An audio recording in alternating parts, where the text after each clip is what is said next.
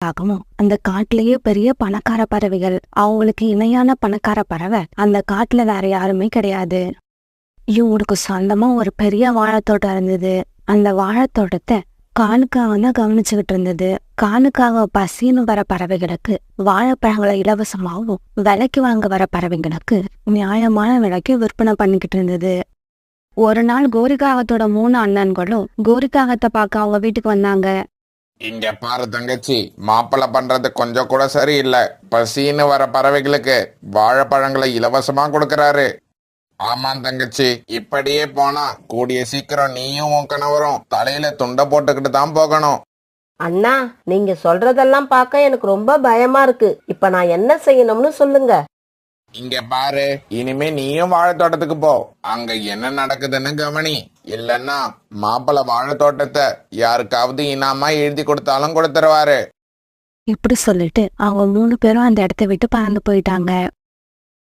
அந்த சமயத்துல வாழைத்தோட்டத்துக்கு தண்ணீர் ஊத்த போயிருந்த காலுக்காகவும் வீட்டுக்கு திரும்பி வந்தது. காலுக்காகவும் பின்னாடியே சோனா குருவியும் 4 வாழைப்பழங்களை எடுத்துக்கிட்டு வந்தது. காலண்ணா, வாழைத்தோட்டத்துக்கு வந்து பார்த்தேன், நீங்க இல்ல, இந்தாங்க 4 வாழைப்பழங்களை எடுத்திருக்கேன், இதுக்கு எவ்வளவு பணம் தரணும்? கோரி, சோனா கிட்ட இருந்து 20 ரூபாய் பணம் வாங்கிக்க. என்னது? 4 வாழைப்பழம் 20 ரூபாய் இல்ல, ஒரு வாழைப்பழம் 10 ரூபாய். 4 பழத்துக்கும் 40 ரூபாய் கொடு. கோரி அக்கா, நீங்க சொல்றது ரொம்ப அதிக விலை. அவ்வளவு விலை என்னால கொடுக்க முடியாது.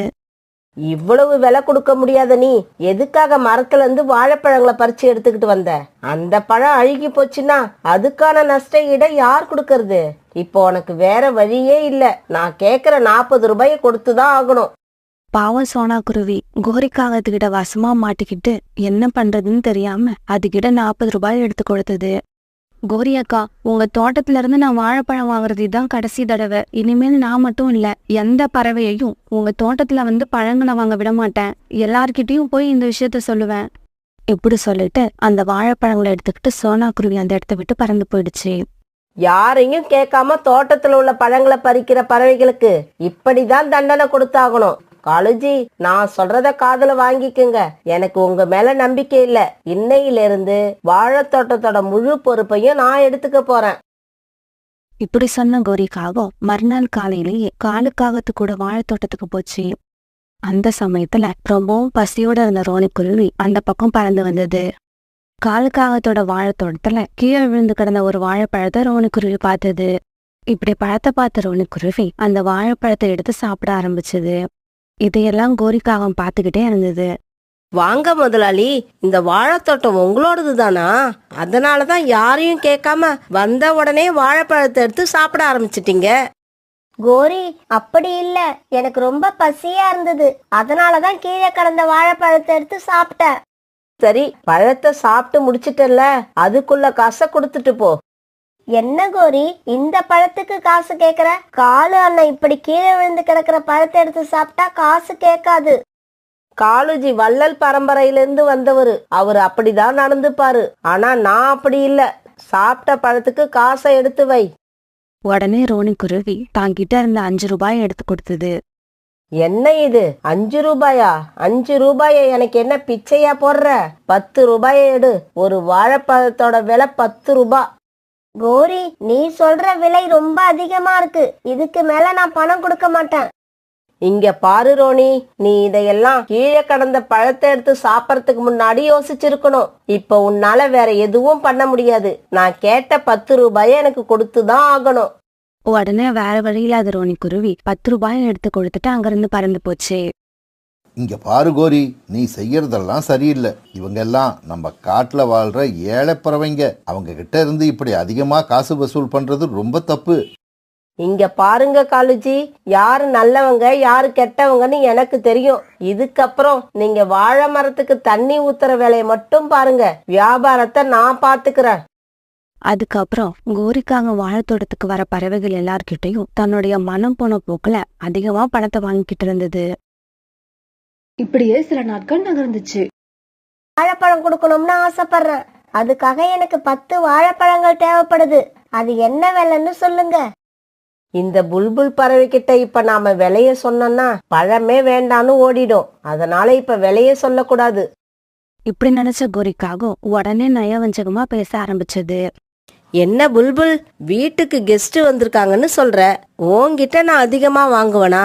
முதல்ல உனக்கு எந்த பழங்கள் தேவையோ அந்த பழங்களை பறிச்சு எடுத்துக்கிட்டு எவ்வளவு பணம் கொடுக்கணும்னு தோணுதோ அதை கொடுத்துட்டு போ. கோரிக்காகம் இப்படி பேசினதை பார்த்த காலுக்காகத்துக்கு ரொம்ப ஆச்சரியமா இருந்தது. என்ன இது, கோரியா இப்படி பேசுறது ரொம்ப ஆச்சரியமா இருக்கு.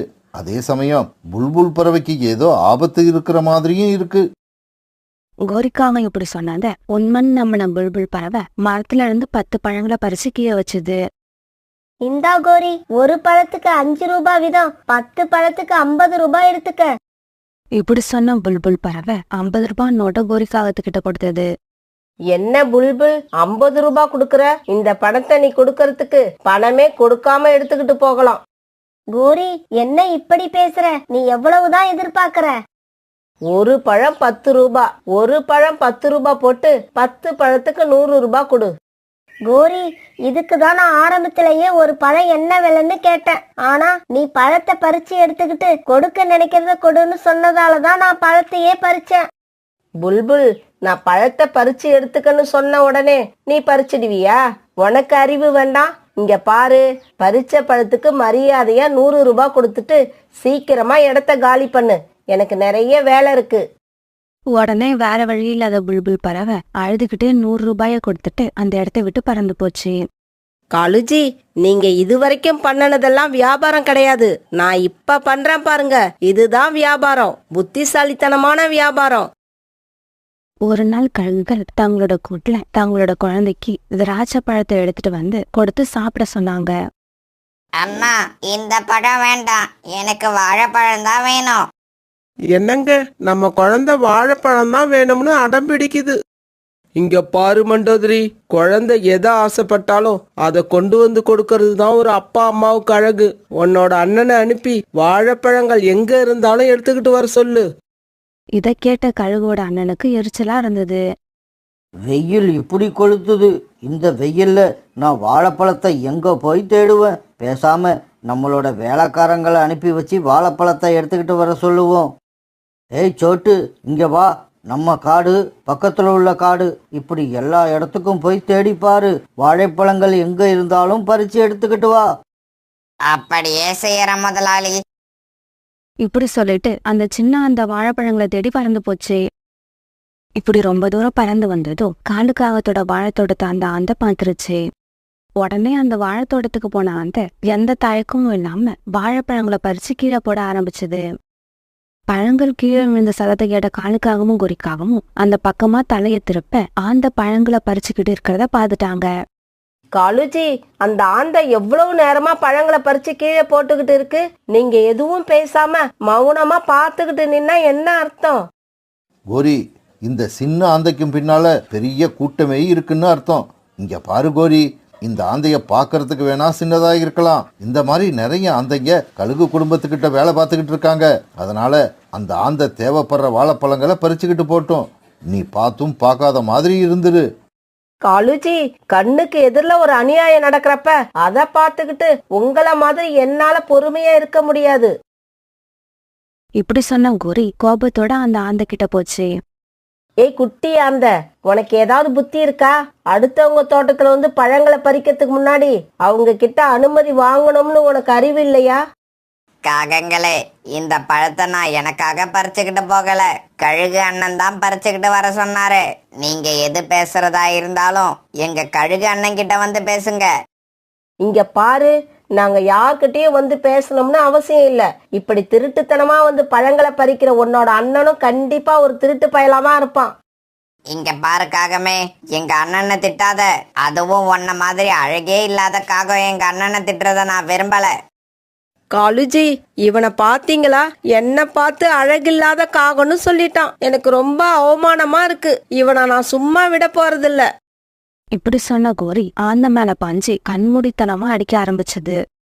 பாவம், கோரிக்காக இப்படி அடிச்சதுல அந்த குட்டி ஆந்தைக்கு உடம்பெல்லாம் ரத்தம் வந்துருச்சு. இங்க பாரு காகமே, என்ன அடிச்சிட்டல்ல. இப்ப நான் சொல்றத நல்லா ஞாபகம் வச்சுக்க. இன்னும் 1/2 மணி நேரத்துல உன்னோட வாழைத்தோட்டமே இருக்காது. இப்படி சொல்லிட்டு அந்த ஆந்தை அங்கிருந்து பறந்து போயிடுச்சு. இப்படி போனா தன்னை வாழைப்பழங்கள் பறிச்சுட்டு வர சொன்ன கழுகோட அண்ணன் கிட்ட போய் நடந்த எல்லாத்தையும் சொல்லுச்சு. ஒன்று அனுப்பி வச்சது நான் தான்னு தெரிஞ்சுமா அந்த காகம் உங்ககிட்ட இப்படி நடந்துக்குச்சு? இப்படிப்பட்ட காகத்தை சும்மா விடக்கூடாது. ஏய் ஆந்தைகளே, இந்த சோட்டு கூட எல்லாரும் போங்க. இவன் கையை காமிக்கிற வாழைத்தோட்டத்தை நாசமாக்கிட்டு அங்க உள்ள எல்லா வாழைப்பழங்களையும் இங்க கொண்டு வாங்க. உடனே அங்கிருந்த ஆந்த கூட்டம் எல்லாம் காலுக்காகத்தோட வாழைத்தோட்டத்தை நோக்கி பறக்க ஆரம்பிச்சாங்க. கோரி சீக்கிரம் கிளம்பு, இதுக்கப்புறம் நாம இங்க இருக்கிறது ஆபத்து. காலுஜி, அந்த சோம்பேறி ஆந்தைங்களுக்கு நீங்க பயப்படலாம். 3 அண்ணன்களோட பிறந்த நான் அவங்களுக்கு பயப்படணும்னு அவசியம் இல்ல. கோரி, நான் சொன்னா கேளு. இந்த ஆந்த கூட்டத்தை பார்த்தா உங்க அண்ணன்க 3 பேரும் தலைதெறிக்க ஓடிடுவாங்க. அவங்கள நம்பாத. காலுஜி, என்னோட அண்ணன்களை வர சொல்லி நான் எப்பவோ செய்தி சொல்லி அனுப்பிட்டேன். இந்நேரம் அவங்க சிங்கம் மாதிரி வந்துகிட்டு இருப்பாங்க. இதுக்கப்புறம் உன்னோட இஷ்டம். சரி, நான் கிளம்புறேன். இப்படி சொன்ன காளிக்காகம் அங்கிருந்து பறந்து போயிடுச்சு. கோபமா பறந்து வந்த அந்த கூட்டம் என்ன ஏதுன்னு கூட கேட்கல. வந்த வேகத்துக்கு கோரிக்காகத்து மேல பாஞ்சு அடிக்க ஆரம்பிச்சாங்க. இப்படி ரொம்ப நேரம் அடி வாங்கின கோரிக்காகம் அடித்தாங்க முடியாம கீழே விழுந்தது. இங்க பாருங்க ஆந்தைங்களே, எங்க அண்ணன்க 3 பேரும் வந்தாங்கன்னா உங்களை எல்லாம் உயிரோட விட மாட்டாங்க. கோரிக்காக இப்படி பேசிக்கிட்டு இருக்கப்ப அவங்க அண்ணன்கள் 3 பேரும் தூரத்துல இருந்து ஒரு மரத்துல உட்காந்து கோரி அடி வாங்கறத வேடிக்கை பார்த்துக்கிட்டு இருந்தாங்க. இங்க பாருங்க, நாம இந்த சமயத்துல உள்ள என்ட்ரி கொடுத்தோம்னா கோரிக்கு கிடைச்ச அதே அடிதான் நமக்கும் கிடைக்கும். அதனால நாம இப்படியே திரும்பி போறதுதான் நல்லது. இப்படி பேசிக்கிட்ட காகங்கள் 3 பேரும் அப்படியே திரும்பி போயிட்டாங்க. இவ்வளவு அடி வாங்கி உன்னோட திமிரு இன்னும் அடங்கலையா? உங்க அண்ணனுங்க எத்தனை பேர் வந்தாலும் சரி, அவங்களுக்கும் இதே மாதிரி தான் அடி கிடைக்கும். இப்படி அடிச்ச அந்த கூட்டம் கோரி மயக்கமான உடனே அப்படியே போட்டுட்டு வாழைத்தோட்டத்துல இருந்த எல்லா வாழைப்பழங்களையும் பறிச்சுக்கிட்டு வாழை மரங்களை வேரோட கீழே தள்ளி விட்டுட்டு அங்க இருந்து பறந்து போனாங்க. கோரி, கோரி, என்ன பாரு, நான் யாருன்னு தெரியுதா? காலுஜி, எங்க அண்ணன்க இன்னுமா வரல? வந்தாங்க. நீ அடி வாங்கறத பார்த்துட்டு அப்படியே பறந்து போயிட்டாங்க. அடப்பாவிகளா, அவங்க மேல நான் எவ்வளவு நம்பிக்கை வச்சிருந்தேன். கடைசியா என்னை இப்படி ஆந்தைங்க கிட்ட அடி வாங்க வச்சுட்டாங்களே. ஹலோ ஃப்ரெண்ட்ஸ், நாம நல்லா இருக்கிறத பார்த்துட்டு நம்ம பக்கத்துல உள்ளவங்களும் சொந்தக்காரங்களும் இப்படி இருக்கணும் அப்படி இருக்கணும்னு ஆளுக்கு ஒரு ஐடியா சொல்லுவாங்க. யாரு என்ன சொன்னாலும் சரி, உங்களுக்கு எது நல்லதுன்னு நீங்க யோசிச்சு முடிவு பண்ணுங்க. இல்லைன்னா இப்ப எனக்கு என்ன நடந்துச்சோ நாளைக்கு உங்களுக்கும் அதுதான் நடக்கும். அந்த காட்டுல 2-3 நாட்களா மழை தொடர்ந்து பெஞ்சுக்கிட்டே இருந்தது. மழை இப்படி தொடர்ந்து பெய்யறத பார்த்த எல்லா பறவைகளும் தங்களோட கூட்டுல பயந்துகிட்டே உட்காந்துருந்தாங்க. நிறைய பறவைகள் பயத்தோட மட்டும் இல்ல, பசியோடவும் உட்காந்துருந்தாங்க. ஏன்னா மழை தொடர்ந்து பெஞ்ச காரணத்தால அவங்களால உணவு தேட வெளியில போக முடியல. அவங்க வீட்டுல சேமிச்சு வச்சிருந்த உணவும் தீர்ந்து போயிருந்தது. காலேஜி, இதுக்கு மேல என்னால தாங்க முடியாது. பசி வயித்த கிள்ளுது. கோரி, எனக்கு கூட தான் பசிக்குது. நம்மளோட பசி நமக்கு தான் தெரியுது, இந்த மழைக்கு தெரிய மாட்டேங்குது. காலேஜி, நடக்கிறது நடக்கட்டும். வாங்க நாம உணவு தேட வெளியில போவோம். ஆமா, வீட்டுக்குள்ள இருந்தா பட்னி கிடந்தே செத்துருவோம். வெளியில போனாலாவது உணவு கிடைச்சி நாம உயிர் பிழைக்க சான்ஸ் இருக்கு. இப்படி பேசிக்கிட்டே காலுக்காகவும் கோரிக்காகவும் உணவு தேட வெளியே கிளம்பினாங்க. இப்படி போன காலுக்காகவும் கோரிக்காகவும் கிட்டத்தட்ட அந்த காட்டையே சுத்தி வந்துட்டாங்க. பாவம், அவங்களுக்கு எந்த உணவும் கிடைக்கல. காலேஜி, என்ன நம்ம நிலைமை இந்த அளவுக்கு மோசமாயிடுச்சு? கோரி, வயிறு இவ்வளவு பசியா இருக்கிறப்ப மழையில நனைஞ்சுக்கிட்டு இப்படி உட்கார்ந்துருக்கிறது ரொம்ப கொடுமை. இதுக்கு பேசாம வீட்டிலேயே இருந்திருக்கலாம். காலேஜி, நான் சொல்றத கேளுங்க. இங்க பக்கத்துல தான் புறா வீடு இருக்கு. வாங்க அங்க போய் ட்ரை பண்ணி பார்ப்போம். இப்படி போனவங்க புறா வீட்டு வாசல் கதவை தட்டினாங்க. என்னங்க, இந்த மழையில யாரு வந்து கதவு தட்டுறது? ராணி, இந்த மழையில இப்படி கதவு தட்டுற சத்தம் கேட்டுச்சுன்னா அது கண்டிப்பா காலுகோரியா தான் இருக்கும். இப்படி சொன்ன புறா கதவை திறந்து விட பிறகு காலுக்காகவும் கோரிக்காகவும் புறா வீட்டுக்குள்ள வந்தாங்க. புறா, நாங்க நேத்துல இருந்து எதுவுமே சாப்பிடல. வயிறு ரொம்ப பசிக்குது. சாப்பிட ஏதாவது இருந்தா கொடு. ராணி, உங்க வீட்டுல சாப்பிட ஏதாவது இருக்கா? பசியில எங்களுக்கு மயக்கமே வந்துடும் போல இருக்கு. கோரி எங்க கிட்ட இருந்தா கண்டிப்பா உங்களுக்கு கொடுப்போம். ஆனா என்ன பண்றது, எங்களுக்கே சாப்பிட எதுவும் இல்ல. இந்த மழை காலத்துக்காக நாங்க சேமிச்சு வச்சிருந்த உணவையும் யாரோ வந்து திருடிட்டு போயிட்டாங்க. அப்படி திருடிட்டு போன அந்த பறவை நல்லாவே இருக்காது, நாசமா போயிடும். புறா வீட்டில் இருந்த தானியங்களை திருடிட்டு போனது காலுக்காகவும் கோரிக்காகவும் தான். அதனால ராணி புறா இப்படி சொன்ன உடனே எதுவும் பேசாம மௌனமா இருந்தாங்க. ராணி, திருடிட்டு போன பறவைகளுக்கு இப்படியெல்லாம் சாபம் கொடுக்கறது ரொம்ப தப்பு. ஆமாம் ஆமாம், பாவம், அவங்க எவ்வளவு பசியில் இருந்திருந்தா திருடியாவது சாப்பிட்லான்னு நினச்சிருந்துருப்பாங்க. அவங்க நிலைமையையும் நாம் கொஞ்சம் யோசிச்சு பார்க்கணும். இங்க பாரு காலு, இப்போதைக்கு உணவு வேணும்னா சோனாகுருவி வீட்டுக்கு போறதை தவிர வேற வழி இல்லை. ஆமா, சோனாக்குருவி வீட்டுல தானியங்கள் இருந்தா யார் போய் கேட்டாலும் கண்டிப்பா கொடுக்கும். யார் போய் கேட்டாலும் கொடுக்கும் தான். இருந்தாலும் போன வாரம் தான் நான் அதுக்கிட்ட கொஞ்சம் சண்டை போட்டுட்டேன். சோனா மத்தவங்க செஞ்ச தப்பை எல்லாம் மனசுலயே வச்சுக்காது. அதையெல்லாம் அப்பவே மறந்துட்டு மறுபடியும் அவங்களுக்கு உதவி பண்ணும். அப்புறம் ஏன் பசியோட வீட்டில் உட்காந்துருக்கணும்? வாங்க, நாம் சோனாக்குருவி வீட்டுக்கு போவோம். பிறகு எல்லாருமா சேர்ந்து சோனாக்குருவி வீட்டுக்கு பறந்து போனாங்க. இவங்க எல்லாம் இப்படி போனப்ப சோனாக்குருவி வீட்டு கதவு திறந்தே இருந்தது. அதனால எல்லாரும் வரிசையா உள்ள போயிட்டாங்க. சோனா, இந்த மழையில வாசல் கதவை ஏன் இப்படி திறந்தே வச்சிருக்க? புறாண்ணா, நீங்க எல்லாம் பறந்து வரத ஜன்னல் வழியா பார்த்தேன். உடனே வாசக்கதவு திறந்து வச்சுட்டேன். வாசக்கதவை திறந்து வச்சிருந்த மாதிரி கொஞ்சம் தானியங்களையும் எடுத்து வச்சிருந்தா எங்களுக்கு வசதியாக இருந்திருக்கும். காலுஜி, ஏன் இவ்வளவு அவசரப்படுறீங்க? வீட்டுக்குள்ளதான் வந்துட்டோம்ல, எப்படி இருந்தாலும் இனி சாப்பிட்டுட்டு தான் போக போறோம். சோனா, நாங்க எல்லாருமே நேத்துல இருந்து எதுவும் சாப்பிடல. அதனால சாப்பிட ஏதாவது தானியங்கள் இருந்தா கொடு. யாரும் கவலைப்படாதீங்க, நான் மழைக்காலத்துக்காக ஏற்கனவே உணவு சேகரித்து தான் வச்சுருக்கேன். பிறகு சோனாக்குருவி தானியங்கள் சேகரித்து வச்சிருந்த சாக்கு மூட்டையை திறந்தது. பிறகு சோனாக்குருவி அந்த தானியங்களை கொஞ்சம் எடுத்து இவங்க 4 பேருக்கும் சாப்பிட கொடுத்தது. பசியில் இருந்த இவங்க 4 பேரும் அந்த தானியங்களை சாப்பிட்டு முடிச்சாங்க. ரீட்டா, நாங்கெல்லாம் மழை பெஞ்சு 2 நாள் கழிச்சு தான் சோனாக்குருவி வீட்டுக்கு வரோம். நீ எப்படி மழை பெய்ய போகுதுன்னு செய்தி கேள்விப்பட்ட உடனே இங்கே வந்துட்டியா? காலு, இப்படி எல்லாம் பேசாத. இன்னைக்கு காலையில தான் நான் வந்தேன்.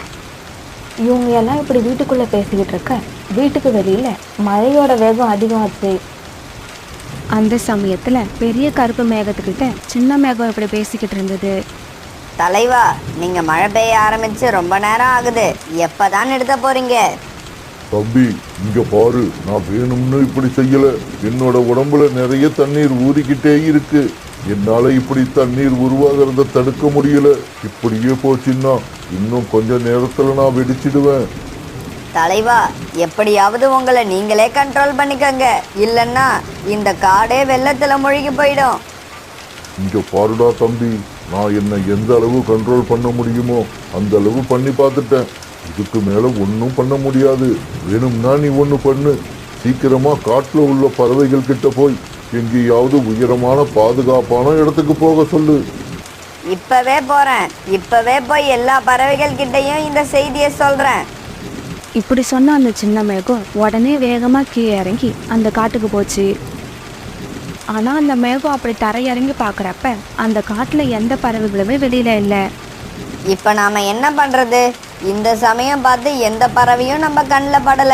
பெரிய மேகம் வெடிச்சிருச்சுன்னா இந்த பறவைகளோட உயிருக்கே ஆபத்து உண்டாயிடும். இந்த காட்டுல அதுக்கப்புறம் பறவைகளே இருக்க மாட்டாங்க. இப்படி யோசிச்ச அந்த சின்ன மேகம் பிறகு வேகமாக கத்த ஆரம்பிச்சது. பறவைகளே, நீங்கெல்லாம் எங்க இருக்கீங்க? சீக்கிரமா யாராவது இங்க வாங்க. இந்த காட்டுக்கு ஒரு பெரிய ஆபத்து வரப்போகுது.